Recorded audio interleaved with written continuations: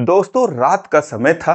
एक लड़का रोज की तरह अपने काम से लौटकर अपने कमरे पे जा रहा था। तभी रास्ते में उसे पेशाब लगती है।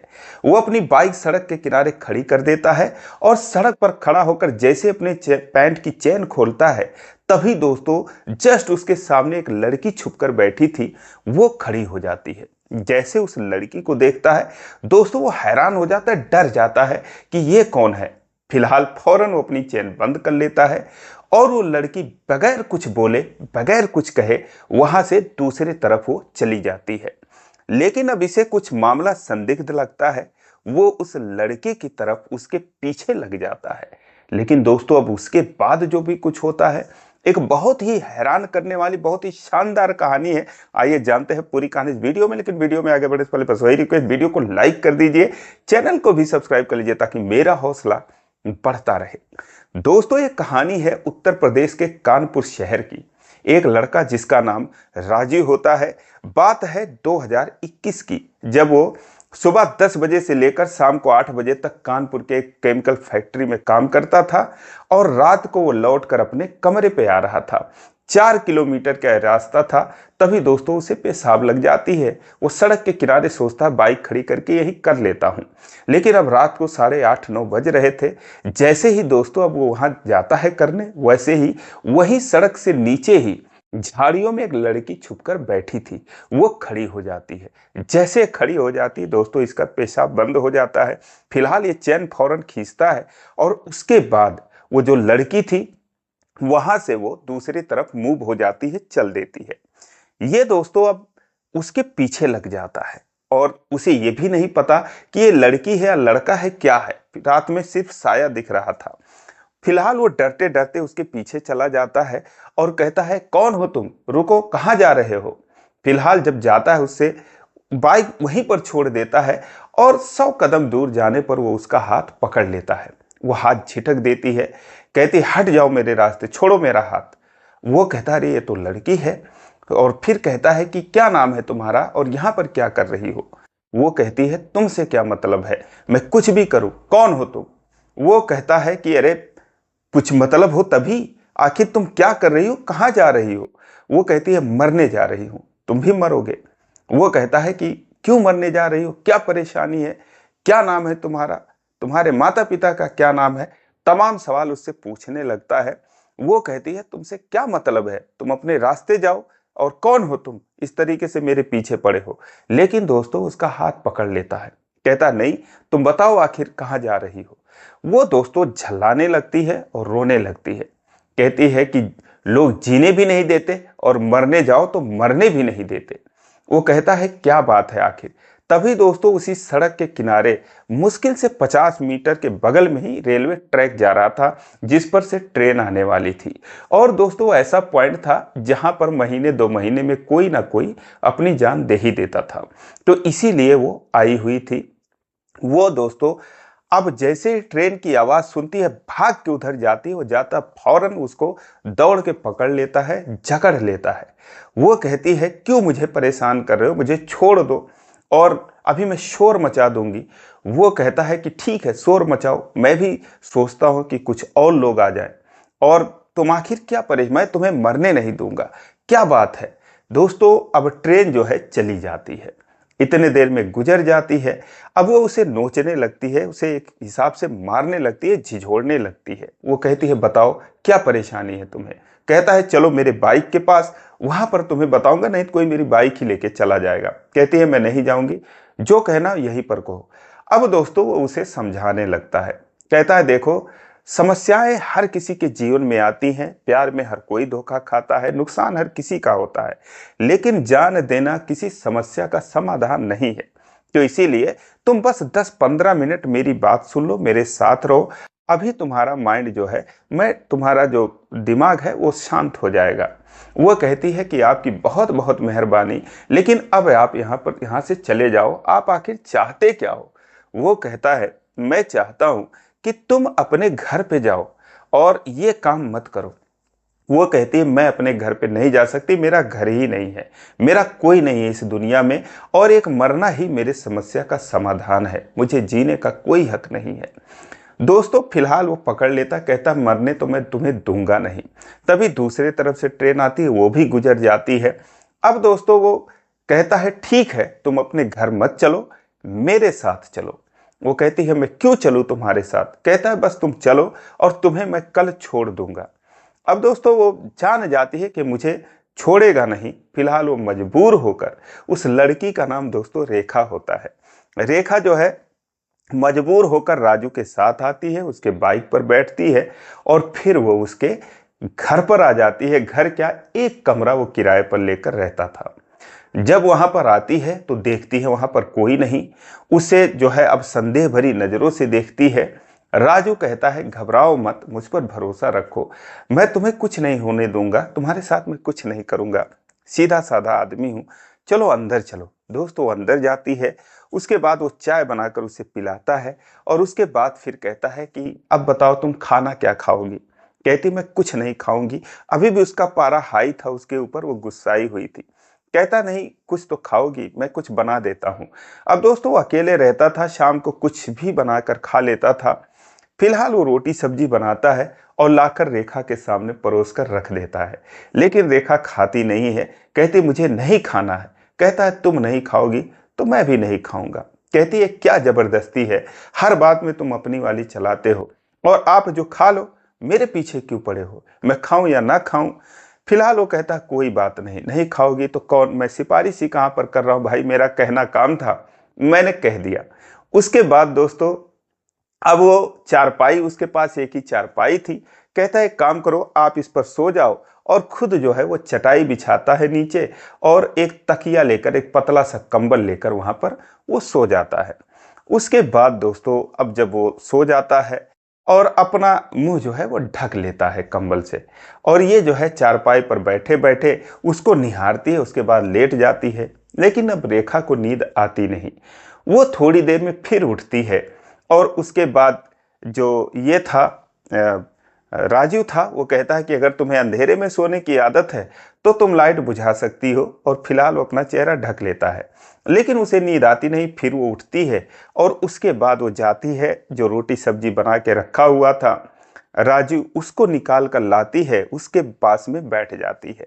कहती है उठो, उसका कंबल खींचती है, कहती उठो ये लो खा लो। वो दोस्तों वो भी जग ही रहा था। फिलहाल वो कहता है क्या कह रही हो? वो कहती है खाना खा लो, भूखे पेट कहाँ नींद आएगी तो आपको। वो कहता है कि तुम नहीं खा रहे हो तो मैं कैसे खा लूं। वो कहती है कि ज्यादा बनो मत, उठो मैं भी खा लेती हूँ। दोस्तों उसके बाद वो उठता है, कहता है कि तुम्हारा खाना, फिलहाल खुद ही जाता है, वो निकाल के लाता है और फिर दोनों वहां पर खाते हैं। उसके बाद वो कहती है कि आप चारपाई पर सो जाओ, मैं नीचे सो जाती हूँ। वो कहता है नहीं नहीं, आप जो है इस पर ही सो जाओ, नीचे आपको कहाँ नींद आएगी। दोस्तों फिलहाल वो दोनों सो जाते हैं। लेकिन जैसे ही सुबह 5 बजते हैं दोस्तों रेखा उठ जाती है, घर के कामों में लग जाती है। उसके बाद झाड़ू उठाती है, साफ सफाई करने लगती है और फिर उसको जगाती है। राजू को कहती है उठो झाड़ू लगाना है, चारपाई पर सो जाओ। दोस्तों फिर वो उठता है, कहता है अरे तुम काम कर रहे हो, मैं कर लूंगा भाई, क्यों परेशान हो रही हो? कहता है नहीं नहीं उठो और चारपाई पर सो जाओ, मुझे झाड़ू लगाने दो।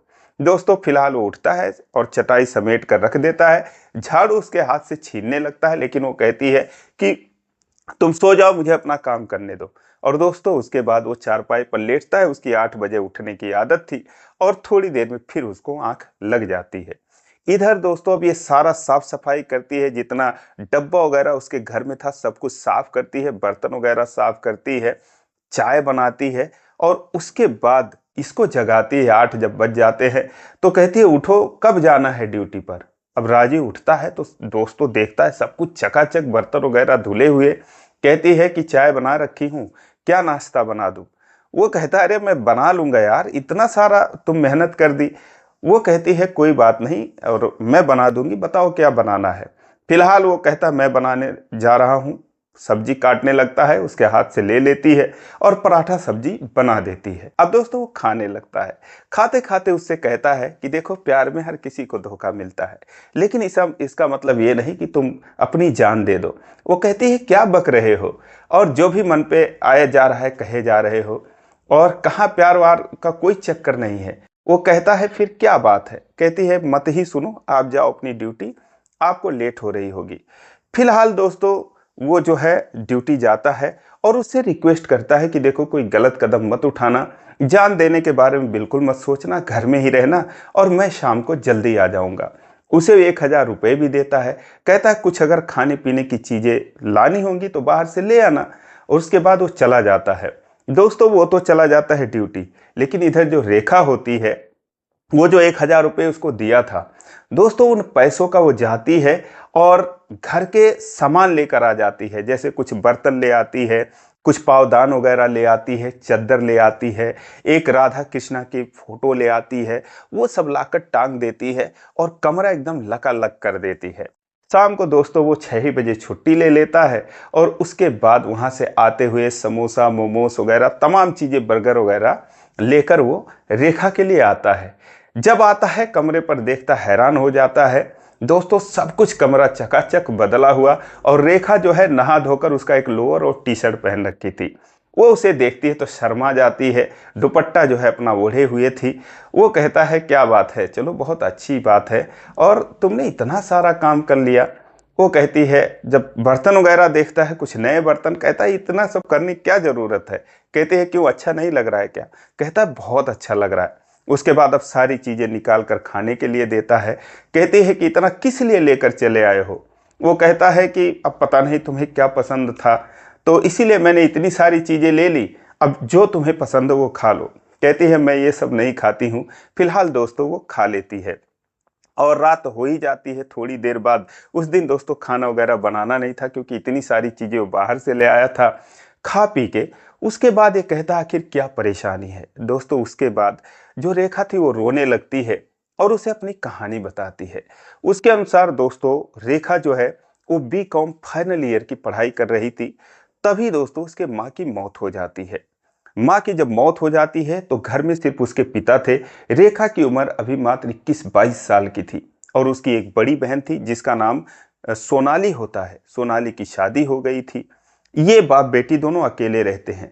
लेकिन जब उसकी माँ की मौत हो जाती है तो कुछ लोग उसको राय देते हैं कि यार अभी तुम्हारी उम्र कितनी है, 50 साल भी नहीं है, एक शादी कर लो, क्या पता तुम्हारा कोई बेटा भी हो जाए और अपनी जिंदगी कैसे गुजारोगे, एक तुम्हारी बेटी भी घर में है।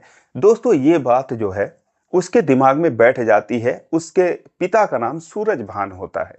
वो दोस्तों शादी कर लेता है। शादी करने के बाद एक महिला को घर में ले आता है।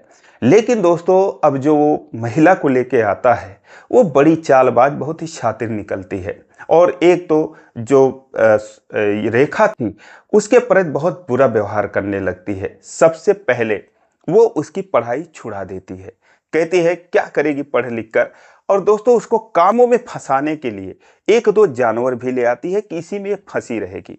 अब वो अपना दुखड़ा किससे कहे, पढ़ने लिखने में ठीक ठाक थी। अपने रिश्तेदारों से कहती है कि मेरी मदद करो, मेरे पिता को समझाओ। दोस्तों उसके माँ की मौत पीलिया से हो जाती है। अब रिश्तेदार जो है अब समझाते हैं तो दोस्तों अब जो उसकी माँ सौतेली माँ कहती है वही उसका बाप सूरज भान मानता है। वो कहता है कि भाई अब घर तो इसी को चलाना है, मेरी पत्नी को चलाना है और घर की इनकम बढ़ाने के लिए देखो जानवर वगैरह भी ले आई है, तो अगर ये थोड़ा सा हाथ बटाएगी तो क्या फर्क पड़ जाएगा और मैं कहाँ पढ़ा लिखा पाऊंगा, कौन सा पढ़ने से नौकरी मिल जाएगी। दोस्तों जब पिता से ये बात वो सुनती है तो उसका दिल टूट जाता है। वो सोचती है पिता ही थे, अब ये भी जो है मेरे खिलाफ बोल रहे हैं। रिश्तेदार भी कहते हैं अब जैसा भाई तुम्हारे माता पिता रखेंगे वैसे ही तुमको रहना पड़ेगा। अगर ये चाहते हैं तुम्हारी कहीं शादी कर दें तो शादी करनी पड़ेगी तुम्हें, और तुम्हें जो है दूसरे के घर जाना पड़ेगा। लेकिन दोस्तों वो पढ़ना चाहती थी।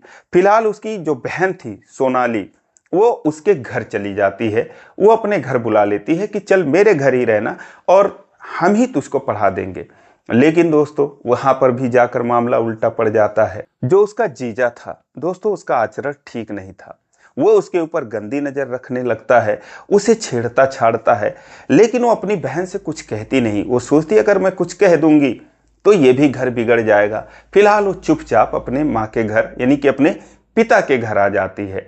लेकिन वहां पर अब दोस्तों उसका जीना दुश्वार हो जाता है। ये लोग एकदम ठान लेते हैं इसको पढ़ाना नहीं है, इसकी कहीं शादी कर देनी है, ऐसे ही फ्री में। दोस्तों फिलहाल एक दिन उसकी सौतेली माँ का एक रिश्तेदार आता है, दिन भर मुंह में गुटखा भरे हुए और एकदम टपोरी की तरह आता है। उससे बहकी बहकी बातें करने लगता है रेखा से। रेखा सोचती है ये कौन है, कहाँ से आ गया। बाद में उसको पता चलता है कि वो उसको शादी के लिए देखने के लिए आया था, उसको पसंद करने के लिए आया था। जब ये बात वो सुनती है तो आग बबूला हो जाती है, कहती है मैं अभी तो शादी करूंगी ही नहीं और उस जैसे लड़के से तो कभी नहीं करूंगी। फिलहाल दोस्तों अब उसकी जो सौतेली माँ थी उसके चरित्र पर सवाल उठाने लगती है कि कैसे करेगी, बाहर पढ़ के आई है, ये वो करके आई है, तमाम चीजें। अब इन सब चीजों से वो दुखी हो जाती है, बस समझ जाती है कि हमारा अब कोई नहीं है। और दोस्तों फिर वो वहां से निकलकर करीब 3-4 किलोमीटर दूर पैदल चलकर धीरे से अपने कमरे से निकल जाती है। किसी से कोई लेना देना नहीं, किसी को पता भी नहीं चलता। और वो 3-4 किलोमीटर पैदल चलकर उस रेलवे ट्रैक तक आती है। वहां पर छुपकर बैठी थी कि कोई ट्रेन आएगी और मैं जो है उसके सामने पड़ जाऊंगी। तभी दोस्तों वहां से ये राजू आ जाता है और जैसा कि मैंने बताया, जैसे उसी जगह पर वो खड़ा होता पेशाब करने के लिए जहां पर वो छुपकर बैठी थी। और उसके बाद फिर उसको पकड़कर वो अपने घर ले आता है। जब उसकी ये कहानी राजू सुनता है तो कहता है बस इतनी सी बात है। ऐसे तो दुनिया में बहुत सारे लोगों के पास बहुत सारी समस्याएं हैं, अगर इतनी सी समस्या पे लोग जान देने लगे तो 80-90% तो आज ही खत्म हो जाएंगे। तो एक तुम टेंशन मत लो, और मैं जो है तुम्हें कितना पैसा लगेगा पढ़ने में। वो कहती है मुझे तो 2-3 साल पढ़ना है। कहता कोई बात नहीं, कुछ मैं दे दिया करूंगा, कुछ तुम्हारे लिए काम ढूंढ दूंगा, क्योंकि भाई देखो मैं भी गरीब आदमी हूँ, 16,000 रुपये मुझे मिलते हैं, तो मैं 2-4 हजार रुपये तुम्हारे में खर्च कर दूंगा और तुम टेंशन मत लो, कुछ तुम्हारे लिए काम ढूंढ दूंगा तो तुम अपनी पढ़ाई कर लेना। और अगर तुम अपने घर नहीं जाना चाहती हो तो यहीं पर रहो, और अगर तुम कहोगी तो कमरा किराए पर ले देंगे, बहुत ज़्यादा 1,000-1,200 कमरे का किराया लगेगा। वो कहती है, अब उसे थोड़ी तसल्ली मिलती है। फिलहाल जब वो उसे इतना ढांढस बंधाता है तो सोचने लगती है चलो ठीक है। उसके बाद अब फिर जो है वो ड्यूटी पर जाता है दूसरे दिन, और उसे फिर 2,000 रुपये दे देता है कि अपने लिए कपड़े वगैरह ले आना, और ये भी कहता है कि जो किताबें वगैरह तुम्हें चाहिए मुझे नाम लिख कर दे दो, मैं ले आऊँगा। दोस्तों 2-3 किताबों को नाम लिख देती है और उसके बाद उसे 1,000 रुपये वापस कर देती है। कहती है कपड़े तो मेरे 2 ही 400 में आ जाएंगे। और उसके बाद दोस्तों फिर वो चला जाता है। फिर वो शाम को आता है, किताबें वगैरह लेकर आता है, कुछ खाने पीने की चीज़ें लेकर आता है। आज एक घर को और अच्छे से व्यवस्थित कर देती है, उसके कपड़े वगैरह चादर वगैरह सब धो के सुखा के लाकर रख देती है प्रेस वगैरह करके। ये आता है तो बहुत खुश होता है। अब दोस्तों इस तरीके से जब उस रात वो चटाई पर सोने जा रहा था तो कहती है कि आप चारपाई पर सो, क्योंकि सुबह मैं झाड़ू लगाती हूँ तो फिर मुझे दिक्कत होती है, आपको उठाना पड़ता है, आपकी नींद खराब होती है। कहता कोई बात नहीं यार, इतना साफ सफाई कर दिया, अब 4 दिन तो झाड़ू लगाने की जरूरत ही नहीं पड़ेगी। दोस्तों पहली बार वो जोर जोर से हंसने लगती है। कहती है ऐसा थोड़ी होता है कि 4 दिन झाड़ू ही ना लगे, सुबह शाम झाड़ू लगाना चाहिए, पोछा लगाना चाहिए, साफ सफाई रखनी चाहिए। कहता है मैं तो अकेला रहता था, अब जैसे निकल जाता था वैसे, अब तुमने जो है इसको तो जन्नत बना दिया इस घर को। दोस्तों इस तरीके से अब वो रहने लगते हैं। वो उसके लिए काम ढूंढता है कि कोई ढंग का काम मिल जाए, लेकिन फिलहाल अब जब तक ढंग का काम नहीं मिलता वो उसका बहुत ही केयर करता था, बहुत ही देखभाल करता था और उसके हर ज़रूरत को वो पूरी करता था। जैसे उसे पेन हुआ, कॉपी हुआ, सब कुछ वो जो है उसका ख्याल रखता था। और ये भी दोस्तों उसका बहुत ख्याल रखती थी। उसे छींक भी आ जाती थी, पूछती है क्या हुआ, और सर्दी लग गई, ये हो गया वो हो गया। एक दिन रात को उसकी तबीयत खराब हो गई तो रात भर सिरहाने उसके बैठी रही, उसके सर को सहलाती रही, उसके ऊपर कंबल उड़ाकर उसके ऊपर खुद लेट गई, उसको ठंडी लग रही थी। इस तरीके से दोनों में एक बहुत ही गहरा रिश्ता, जैसे एक जिगरी दोस्त होते हैं उस तरीके से दोनों में दोस्ती हो गई। दोनों एक दूसरे को देखे बिना रह नहीं पाते हैं। जब ये ड्यूटी जाता था तो उसे खाना पैक करके देती थी और कहती थी संभाल के जाना, जल्दी आना। और ये भी जो है जाते वक्त उसे कहता था कि जब भी कोई चीज़ होगी, पैसे वगैरह दे के जाता था, तो तुम बाहर से ले आना और बिल्कुल भी चिंता मत करना। अब दोस्तों इस तरीके से करते करते 3 महीने का वक्त बीत गया। वो उसके लिए कई सारी किताबें ले आया। वो बहुत अच्छे से पढ़ने लगी, बहुत अच्छे से उसका वो घर संभाल लेती है।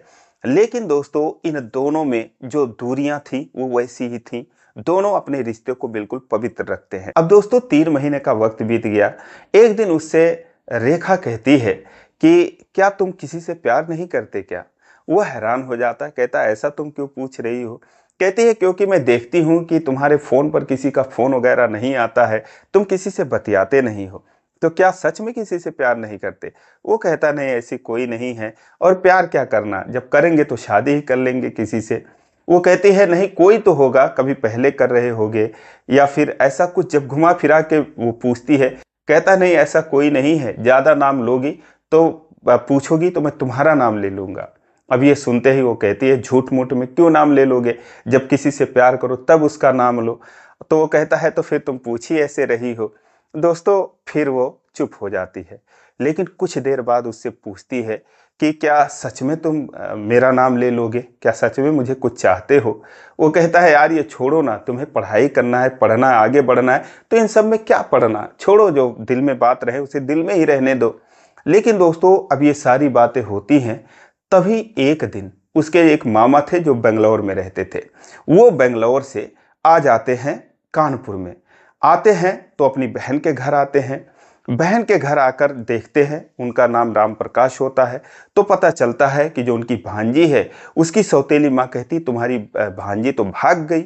वो उसके पिता कहते हैं, उनसे पूछते हैं वो सूरज भान से। सूरज भान कहते हैं कि वो अपनी बहन के घर गई है, सलोनी के घर गई है। वो सलोनी से जाकर पूछते हैं, सलोनी कहती है मामा उसका तो पता नहीं है, पता नहीं वो कहाँ पर 2-3 महीने से है। अब दोस्तों वो परेशान हो जाते हैं, पुलिस के पास जाते हैं और उसके बाद गुमशुदगी का रिपोर्ट दर्ज करवाते हैं। वो थोड़े अच्छे खासे आदमी थे। फिलहाल पुलिस अपना काम करती है और 2 ही 4 दिन में रेखा को ढूंढ निकालती है, क्योंकि वो उसके कॉलेज जाती है। वहाँ से पता चलता है कि हाँ वो कॉलेज 2-4 बार आई थी, तो इसका मतलब वो यही कहीं पे है। और दोस्तों वो उसको पता लगा लेती है। उसके बाद एक दिन रात को, आधी रात को, ये दोनों सोए हुए थे। राजू चटाई पर सोया हुआ था, रेखा चारपाई पर सोई हुई थी। ये सारे लोग जो है, उसकी सौतेली माँ, उसका पिता सूरज भान, मामा राम प्रकाश, बहन सलोनी, उसका बहनोई, ये सारे लोग 3-4 पुलिस वालों के साथ जाकर उस कमरे पर धमक पड़ते हैं। उसके बाद दरवाज़ा खुलवाते हैं। जब वो लोग देखते हैं तो हैरान हो जाते हैं। रेखा भी इन लोगों को देखती तो हैरान हो जाती है। फिलहाल वो राजू को हिरासत में ले लेते हैं। अब रेखा जो है रोने लगती है, कहती है इनकी कोई गलती नहीं है, ऐसी ऐसी बात थी तो ये मुझे लेकर यहाँ पर चले आए हैं और मैं जो है अपनी मर्जी से इनके साथ रह रही हूँ। लेकिन वो कसम खाती है कि हमारे बीच में ऐसा कुछ नहीं है, बस ये मुझे पढ़ने के लिए हेल्प कर रहे हैं। इतने दिनों में दोस्तों बहुत सारी किताबें वगैरह वो ले आया था, उसके लिए बहुत कुछ सोच रखा था। लेकिन दोस्तों अब जो पुलिस है वो कहती है ठीक है, अगर इसकी कोई गलती नहीं है तो उसके माता पिता और उसके मामा से कहते भाई लड़के की गलती नहीं है, लड़की खुद कह रही है, तो ज़्यादा बवाल मत करो, तुम्हारी लड़की मिल गई है, अब तुम इसको लेकर जा सकते हो। लेकिन रेखा कहती है नहीं मैं नहीं जाऊंगी, और इनकी तबीयत खराब है, मैं इनको छोड़कर अभी कैसे जा सकती हूँ, 2-4 दिन बाद आप लोग आना, मैं चली जाऊंगी। लेकिन पुलिस जो है मानती नहीं, कहती नहीं तुरंत तुम्हें इस घर से जाना होगा, अपना सामान वगैरह जो भी है वो पैक कर लो। अब दोस्तों रो रो कर एक एक सामान घर में से उठाती है, और इधर जो है राजू जो था वो भी हताश हैरान भरी निगाहों से सब देखता है। फिलहाल जब वो जाने लगती है, उसको लेकर जाते हैं दोस्तों, वो उसका हाथ पकड़कर फूट फूट कर रोने लगती है। कहती है अपना ख्याल रखना और दवा वगैरह खा लेना टाइम से, और काम पर जो है सावधानी से जाना, जल्दी आ जाना, और जैसे ये घर है उसी तरीके से रखना, मैं फिर आऊँगी। दोस्तों अब वो इस तरीके से रोती है कि जो राजू था वो भी रोने लगता है। फिलहाल उसे लेकर वो चले जाते हैं।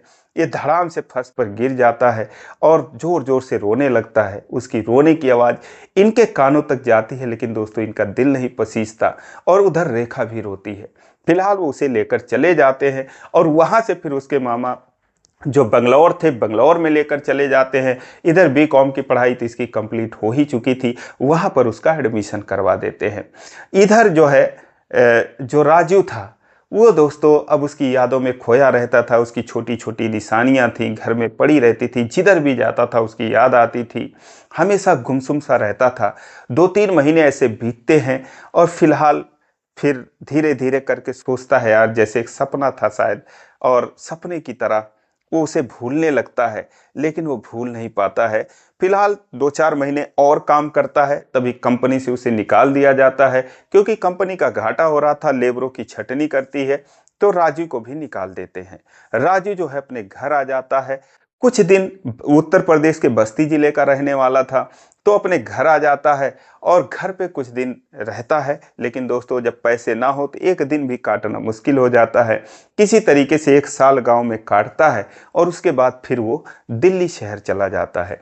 वहां पर जाकर इधर उधर काम करने लगता है। और उधर दोस्तों जो रेखा होती है, बेंगलोर में 2 साल का टेक्निकल कोर्स करती है और उसके बाद दोस्तों मैनेजमेंट का कोर्स करती है, और उसे 70-80 हज़ार रुपए की जो है सैलरी पे उसको नौकरी लग जाती है, बहुत ही अच्छे कंपनी में। अब दोस्तों इधर जो राजू था वो दिल्ली में एक Mehta chemical private limited company में, जो कि मुंडका में था, नई दिल्ली के मुंडका में, वहां पर इंटरव्यू देने के लिए जाता है। इंटरव्यू देने के लिए जाता है, ये बात है 21 अप्रैल सोमवार का दिन था 2025 में। अब दोस्तों जब वहां पर जाता है तो जैसे ही वो कमरे में जाता है दोस्तों, वहां पर 3 लोग इंटरव्यू लेने के लिए बैठे हुए थे। उसी में जो है वो रेखा भी बैठी हुई थी।